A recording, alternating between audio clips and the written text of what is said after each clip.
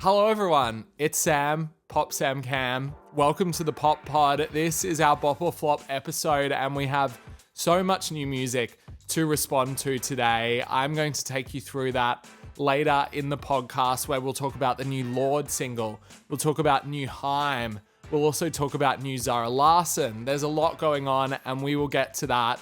Before we do, I would love it if you would follow or subscribe to this podcast if you haven't already. Sorry that I sound like a broken record, but I would love for as many of you to join this Pop Pod community as possible, and also rate it 5 stars if you're enjoying what you're hearing.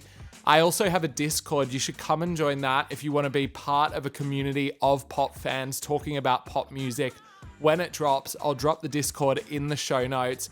You should head over there. Come join me. Before we get into the new music, let's talk about the headlines for today.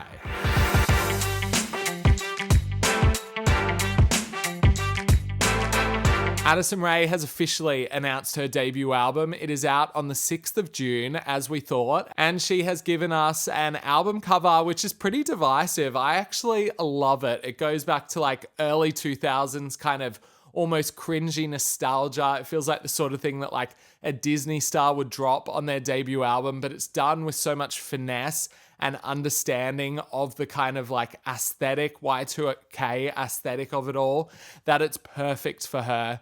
The track listing is not out yet, but we know where a few songs are appearing in the album. It is being closed out by Headphones On, her most recent single, which I think is a really nice way to end the album.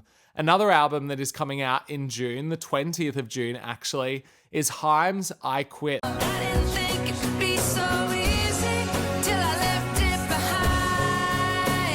This will be their 4th record, following on from 2020's Women in Music Part 3. We've waited a while for this and I am super excited to hear it. Actually a bit of a crossover between Addison and Haim, because they played a show in Los Angeles last night and they brought out Addison to basically dance to one of their new songs, and they declared that they're also very excited for the Addison Rae record. So not a matchup I expected to see, but I guess it makes sense. The June Pop Girls.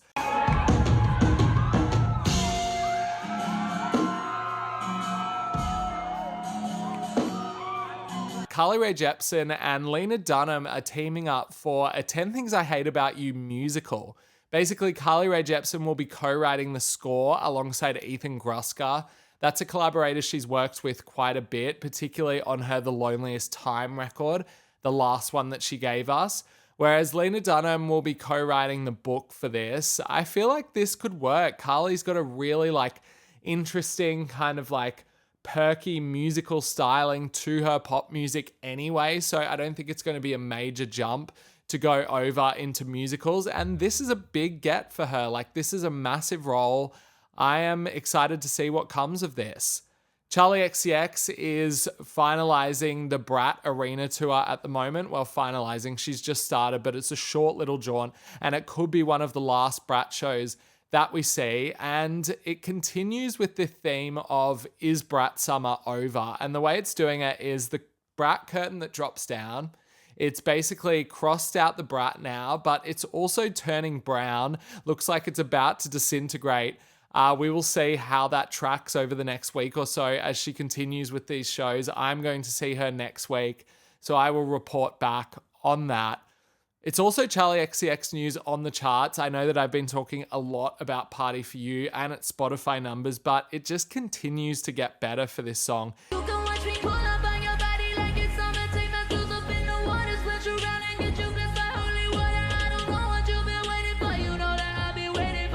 It's now up to a new peak of 75 plus 12 on the global Spotify charts with 1.7 million streams. And on the US charts, it's up to number 29 now. So firmly within the top 50 and is really tracking to be potentially one of the biggest hits of Charli XCX's career. I think that is super exciting. And I am going to continue to watch these numbers over the next couple of weeks. Let's get into Bop or Flop. I'm freezing outside, I feel my skin tight, my coat is inside, but I look up at you. Moving on to Bop or Flop, where I have somebody to introduce to you His name is Jono. He is now the producer of the show. He also happens to be a good friend of mine and also a pop fanatic just like me. We are usually in the WhatsApp group chats talking about all the new releases, but I've decided to bring it here so that we can hash it out. We're going to go through the new releases of the week. There is so much to talk about, but firstly, hello, Jono. Hi, Sam. Thanks for having me. And also, you missed out iconic, funny, good looking, but thanks for the intro.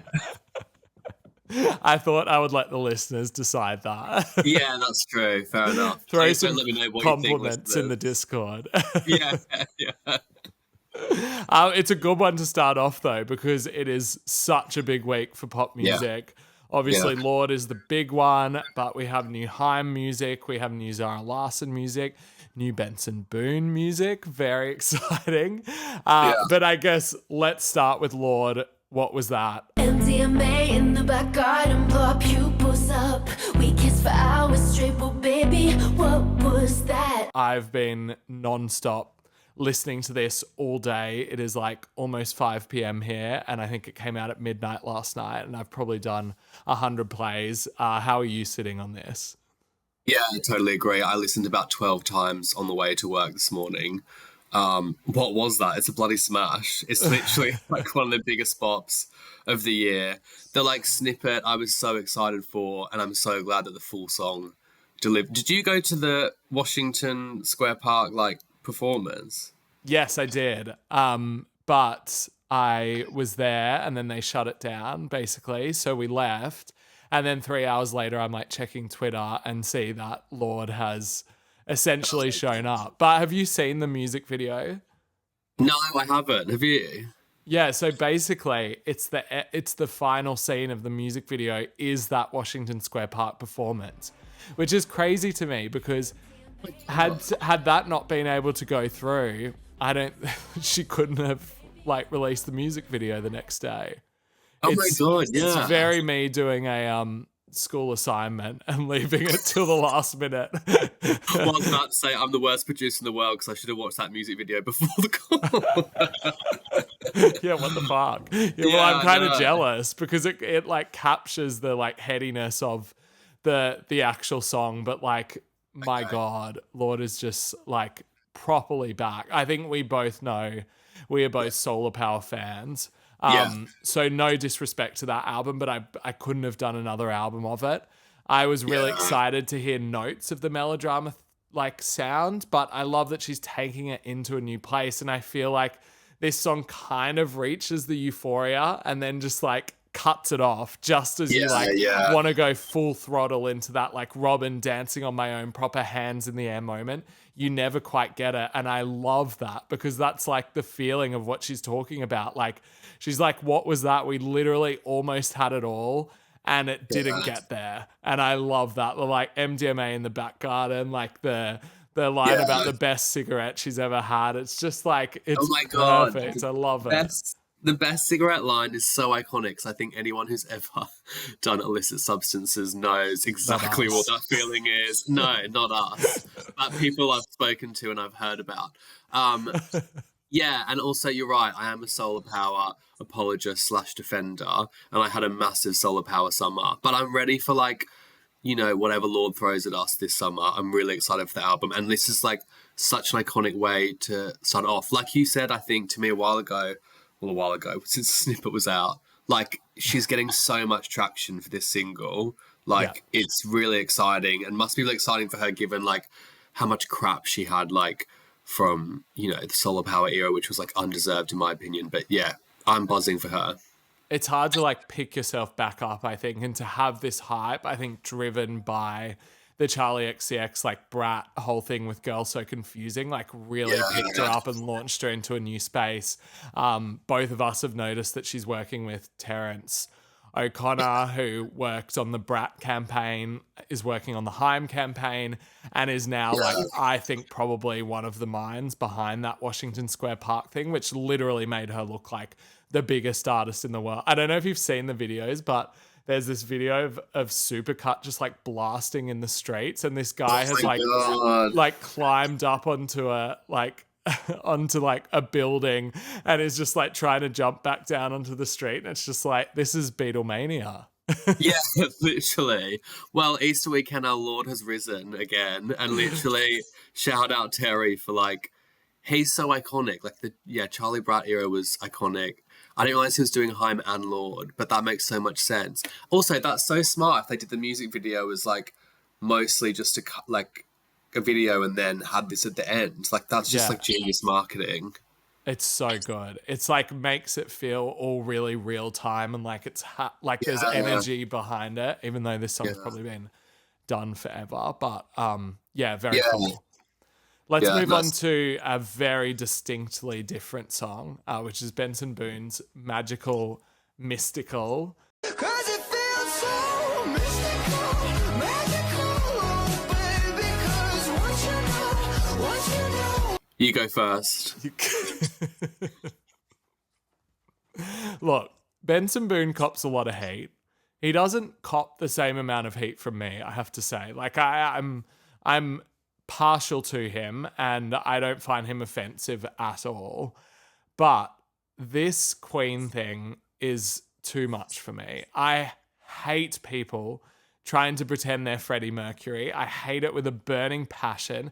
I hate it so much that it's made me reevaluate Queen, and now I hate Queen by default. Even though I literally never had a problem with Queen. In fact, like they were one of my like main kind of musical inspirations growing up.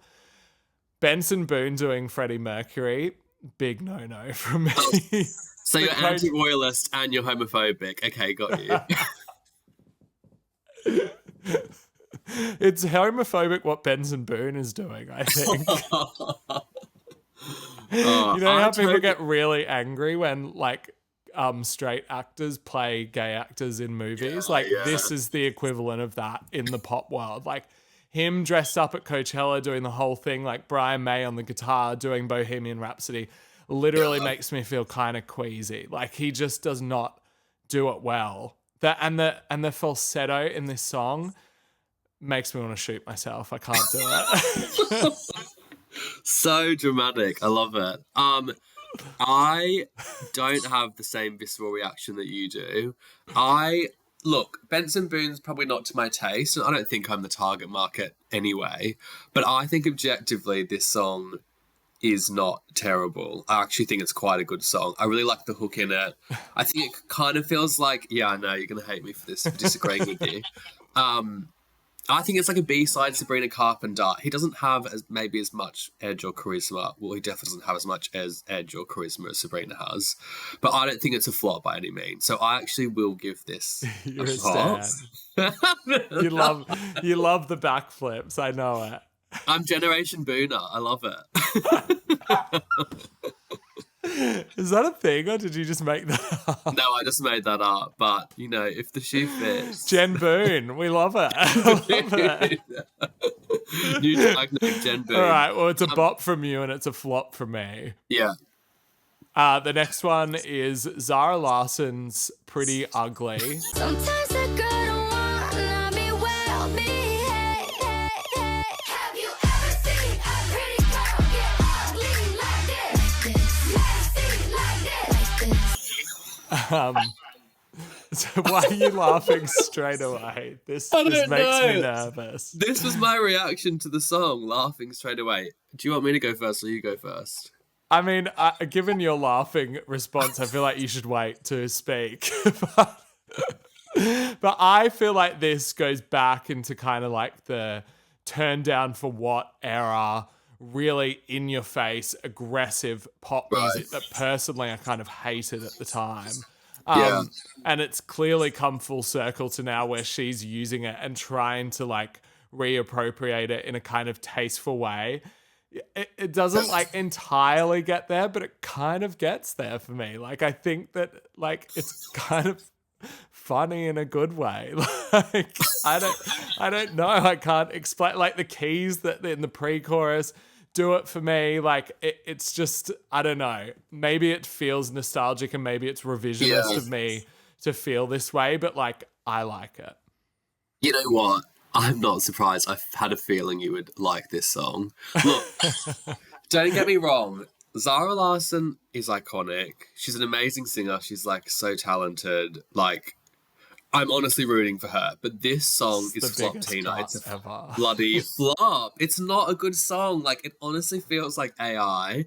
And like, I actually did start giggling when I first heard it. And that's not it wasn't a good giggle. It was kind of like, oh, like, I really want her to have the music that fits. It's kind of like if you could give like Ava Max's music with like Zara Larsson's like, you know, personality and like singing ability. I feel like that's what I want to like mesh together. And I just feel like To create both the of- ultimate Kia.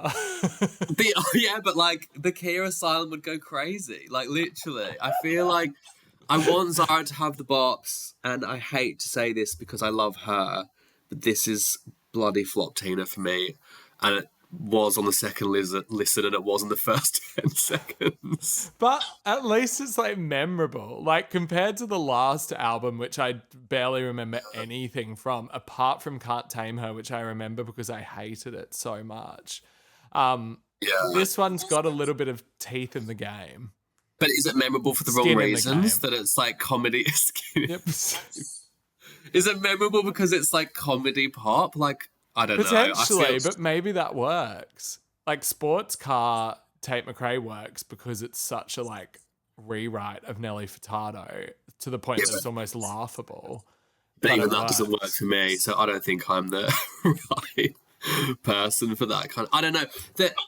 The idea and the concept I actually totally get. It's just the execution and like, you know, you could say this about Sabrina Carpenter. Some of her songs, like if you were to say that idea of espresso in a meeting or like play that to people, like the idea would sound insane, but the execution is so on point. And I think that's just like the key part that's missing for me for this song. And I'm sorry, Zara, I bloody love you, but like, I want the next song to be actually, Anyway, Flop Tina. I just don't know how many like the next songs she gets. I know, This is what I we know. keep saying.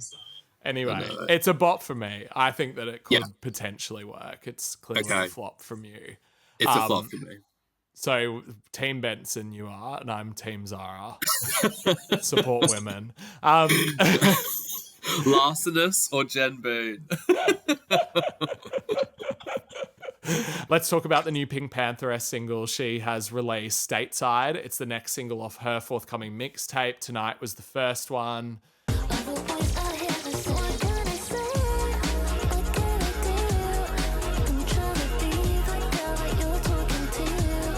I think this is a vibe. What do you think?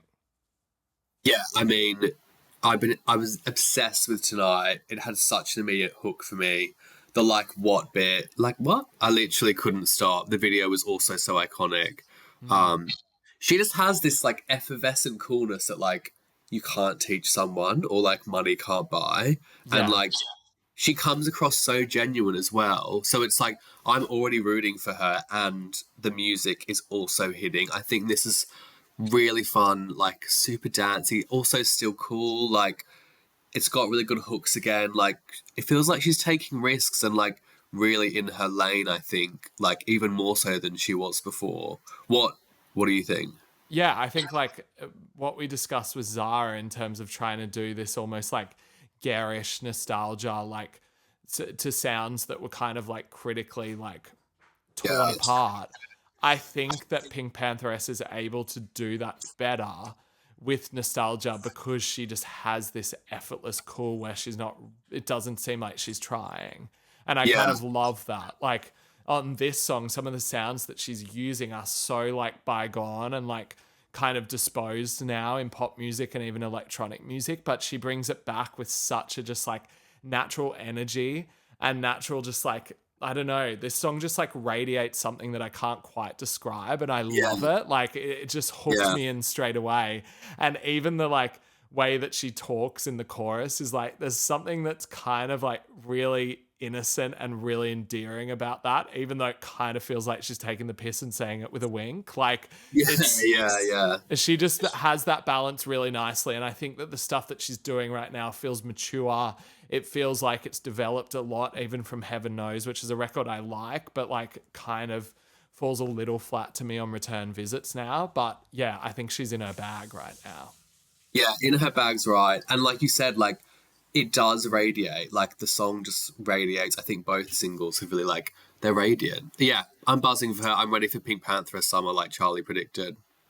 I mean, she predicted a lot of things, so there's going to be about 50 people lining up to have their summer. But I think if We it's going could to be just cut that still and focus on that and pretend that was it. Pink Pantheress just Pink summer. Pantheress. Yeah. Let's just go Pink Pantheress and Lorde and Addison Rae. Everybody else can wait till the winter. There's plenty of space there. Yeah, exactly. I want a Haim autumn. I don't want a Haim summer necessarily.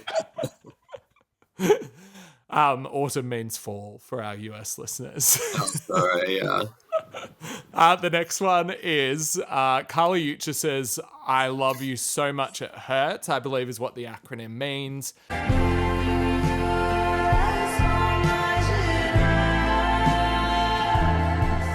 For me, this is just Carly, like, back in her lane, doing what Carly does. Beautiful vocals.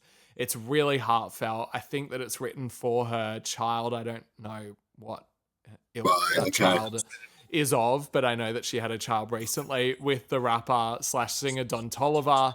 And I just think it's really sweet. Like, it's really nice. Sunshine and Rain for me is one of my favorite songs of the year. And had this melancholy, and I don't think that it quite gets there like that song gets, but it's nice.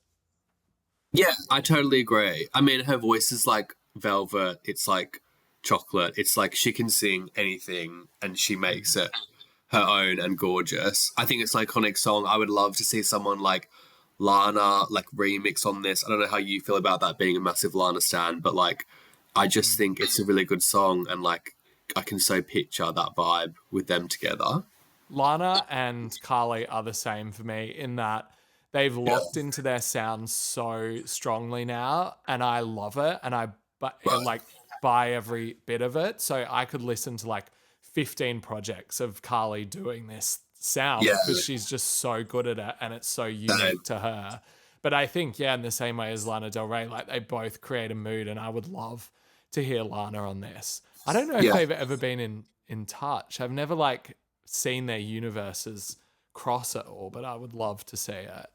Yeah, same. I feel like it's a bit of a missed opportunity, or maybe it's too obvious in some ways, but I feel like it would be like, a massive op for both of them, because they would just I suit feel it. like Lana's probably more likely to collaborate with Don Toliver than she is Carly Uchis. Like, she'd knock on the door at the home, and like when she's meant to turn right, she'd turn left, you know? Or just all three and it's a throuple. That would be a powerful combo. I mean, beautiful. A Don't Call Me Angel moment. The next song I want to talk about is a little bit of a change up from this one.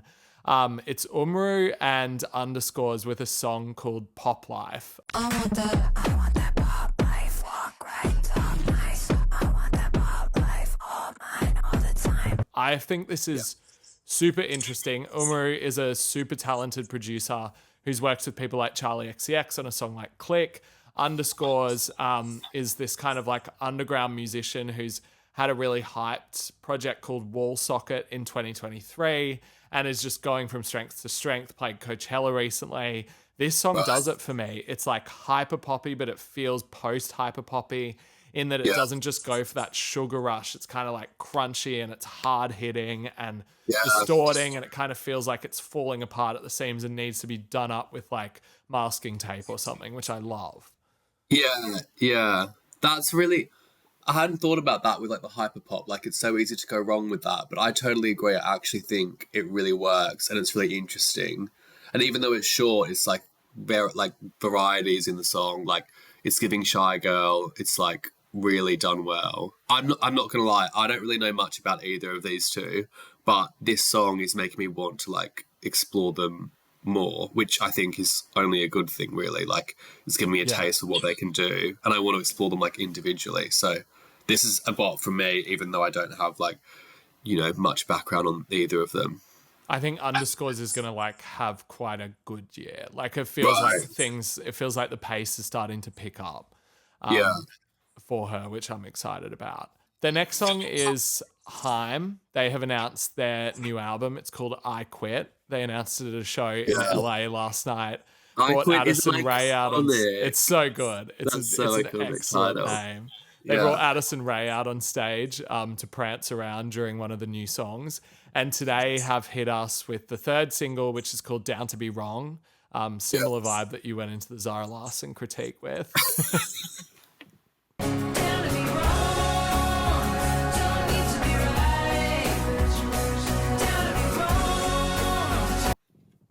That's a similar vibe that Zara went into the studio with. Touche. This is kind of an extension of what they served up on the last single. Everybody's trying to figure me out. I love it. The drums are dry. The lyrics are like emotional. The vocal delivery is really like forthright and aggressive. And I just think that it's a sound they kind of started creating on Women in Music Part 3.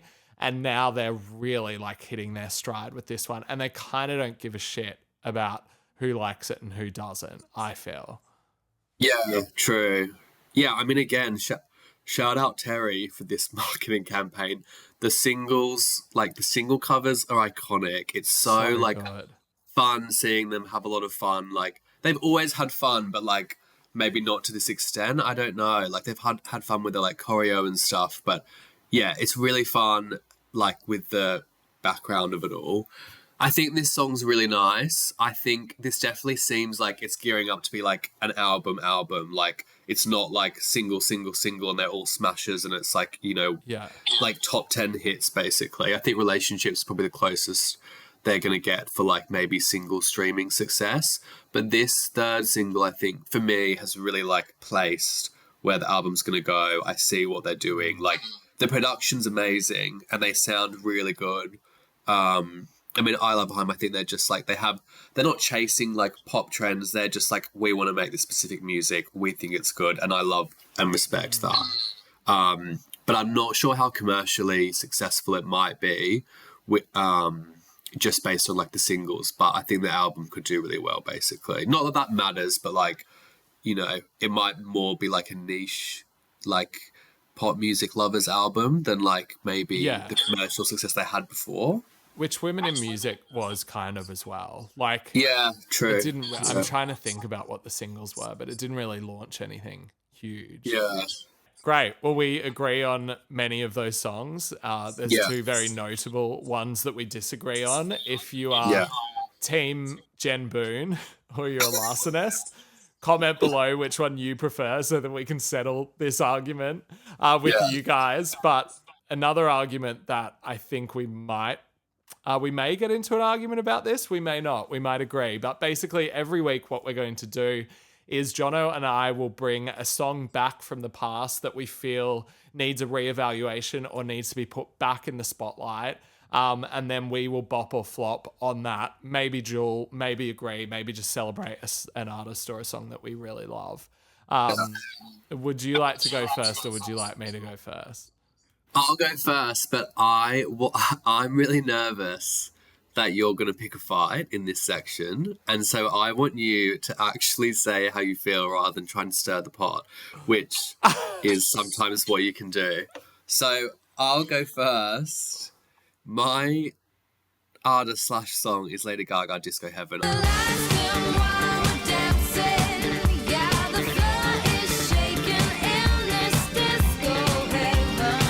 I'm a little monster. I have been basically since she was in the beginning of her journey. But the reason straight in with the monster. I know, and I'm really nervous because I know you love Gaga, but I feel like you've said before that you're not the biggest Fame fan. But the reason I picked this is because it's firstly underrated. I think it's such a good song. It's so like far down her discography. Like I think it's like almost the last song on Fame. But I think it's like stood the test of time, firstly, for me. And it's so like influential when you look at like Mayhem, like Zombie Boy, for example, like, and you like compare it to like Disco Heaven. I think they live in the same universe. And like, you can really see that she's always loved that kind of music and does it really well. I mean, obviously her like massive benefit is she is such a chameleon and can do like basically whatever she wants, but she just like suits the disco stuff so well. She proved it in her first album, like way ahead of like the disco renaissance we've had recently. And I just think it's an absolute bop and an underrated bop. People who might know Gaga but might not know her like back catalogue. You're looking at me silently. What? I'm what do you not doing anything. I'm listening. think? Okay. Taking it in. Okay. Well, what do you think? Bop or flop? Disco Heaven. You're so nervous. It's hilarious. Remember, I'm the producer now, so be. Oh, you'll turn the lights off if I disagree. I mean, Exactly. you're right. I don't love the fame. Like, I like it. I think that it's a necessary album in the trajectory of Gaga Yeah.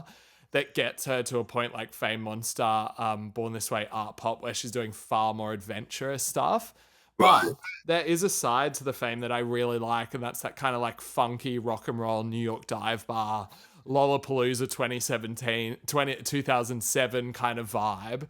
And I Yeah. think that Disco Heaven fits into that vibe of it. And I like it. Like I see the mayhem comparisons God, between thank God. Disco Heaven and Yeah. things like Zombie Boy, as you said, but also Kill for Love, one of the like Yeah. bonus tracks on the record too, even Killer. Like there's just that, Yeah. even in the way you can feel that she's moving when she performs a song like Disco Heaven, it's the same kind of vibe she's bringing to some of the songs on Mayhem, which I Yeah. love. So I actually am going to say bop, and I think that you're right for bringing this Oh to my bop God, or flop and putting it back in front of our audiences. Thank the Lord.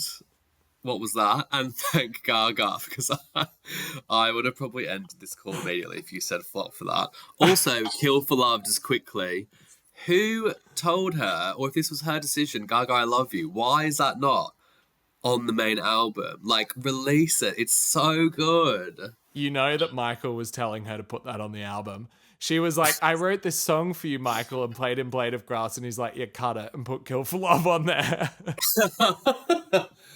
I won't have any Michael slander. I love him, but if that was I'm his defending decision- Michael. I'm saying that he would have said to get rid of Blade of okay, Grass. fine. There's no way Pop King Michael Polanski was Oh my defending God, Blade true. of Grass over Kill for Love.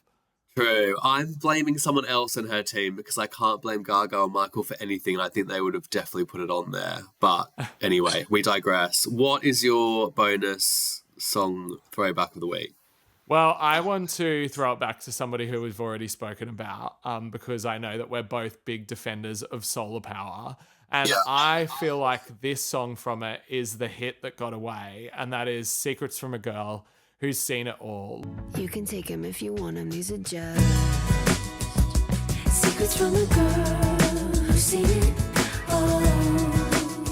When this album came out, she was describing it as like S Club 7 meets Natalie Imbruglia, which are references that you would kind of really get if you grew up in Australia or the UK, but in the US maybe not so much. And it's this kind of like feather-like guitar-led pop music that has this kind of naive optimism to it. And I just feel like it's captured on Secrets from a Girl better than any other song on the album. Yeah. And I just love it. I still love it.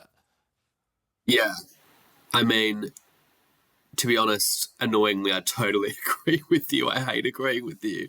But yeah, this is such a bop and like such a highlight from Solar Power. She does the classic age trick where she's like, you know, couldn't wait to turn 15. It's like when I was 10, when I was 17. Like she does that storytelling so well.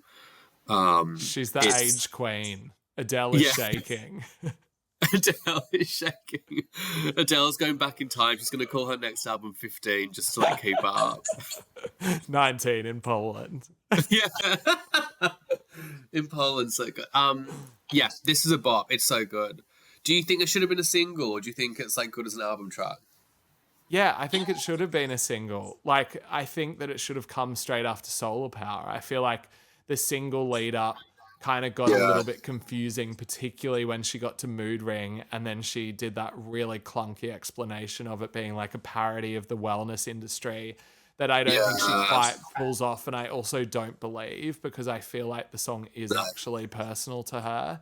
And I feel like when you're going through a hard time, you can kind of like start to explore those kind of wellness things as a resolve to whatever you're going through. And I feel like that was what she was trying to do, even though she knew it was dumb. And I feel like doing this like highly intellectual explanation of the song just like totally made her look pretentious and threw the whole era off.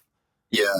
Surely that was someone from her team. Like, she doesn't like explaining her own music, surely. I feel like that was someone being like, you're not getting the streams, like, put something out there to make people, say you know what I something. mean? Yeah, say something. It's the same as like, have you Anything. seen Miley Cyrus out there like signing fan vinyls this week and like coming face to face with the fans? Because at the start she was like, I'm going to do this whole promotional era in the third person and In not the see a third soul. And her person. team was like, you get on the streets and you look all these fucking fans in the eye. You get out there, you're not looking for a third, you're looking for a bloody stream. You press play on the individual Spotify accounts. Oh my god. Oh, love. Well, that I is see- bop or flop. Sorry, go on. I was going to say, I actually think going back to Disco Heaven, it suits an album track because I don't think people would have got it as like a single. No, definitely not. I mean, considering the singles were like Paparazzi, Love Game, Just Dance, Yeah. Poker Face, Yeah. like slotting Disco Yeah. Heaven in is kind of like laughable, but Not laughable, but just wouldn't hit as much, I would say. that is bop or flop for this week. Thank you so much for listening to the podcast. I put up my playlist on Spotify, Pop Sam Cam's New Music Friday. I'll put that in the show notes, but we want as much like conversation around new pop music as possible. We want to talk to you guys. We're both going to be in the Discord talking about this week's new music, and we're putting the link for the Discord in the show notes. Like, follow, subscribe to this podcast, whatever you need to do to spread it further and wider. Join the Pop Pod community. We will be back next week on Tuesday, Thursday, and Friday. Jono will be joining me every week for as long as he can stand it for Bop or Flop. But Tuesday, Thursday, Friday is the new schedule for the Pop Pod. You can count on an episode in the morning when you wake up on each of those days.